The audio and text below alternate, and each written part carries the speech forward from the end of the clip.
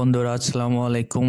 আজ আমরা একটি নতুন ভিডিও নিয়ে উপস্থিত হয়েছি। এখানে যারা কম্পিউটার এবং ল্যাপটপে ফটো এবং ভিডিও ওপেন করতে পারছেন, ওপেন করতে গেলে দেখা যাচ্ছে ফাইল সিস্টেম ইরর এইরকম নোটিফিকেশন শো করতেছে, কিন্তু ফটো এবং ভিডিও কোনটাই ওপেন হচ্ছে না।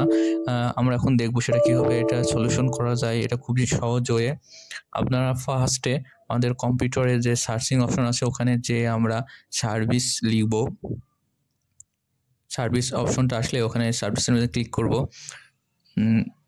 দেখতে পাচ্ছেন এখানে তারপর স্ক্রলিং করে মাউস স্ক্রলিং করে একবার নিচে চলে যাব, একদম নিচে দিকে আসবেন। আসার পর ওখানে খুঁজবেন উইন্ডোজ লাইসেন্স ম্যানেজার সার্ভিস। এই অপশনটি আপনারা খুঁজে বের করবেন আপনার কম্পিউটার অপশন থেকে। ওখানে এটাকে একটা ক্লিক করবেন, তারপরে ডবল ক্লিক করবেন।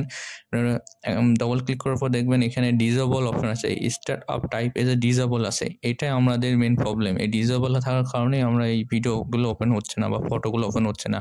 এটা আমরা ম্যানুয়াল করে দিব। জাস্ট ম্যানুয়াল করে দেওয়ার পর অ্যাপ্লাইতে ক্লিক করব, তারপরে স্টার্ট অপশন দেখছেন অন হয়ে আসে, স্টার্টে ক্লিক করে দিবেন।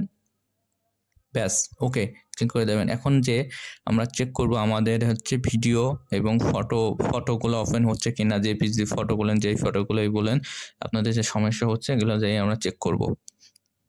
দেখেন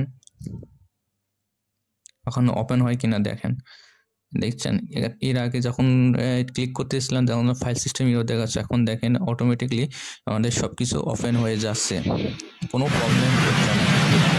আপনার যে জিনিসটা মনে রাখবেন, আপনার সার্ভিসে ওখানে যে মেন জিনিসটা খুঁজবেন উইন্ডোজ লাইসেন্স ম্যানেজার সার্ভিস, এই অপশনটা জাস্ট, আর অন্য কোনো অপশন খুঁজবেন। এটাই। ধন্যবাদ সবাইকে আমাদের ভিডিওটি দেখার জন্য। আমাদের সাথে থাকবেন। আল্লাহ হাফেজ।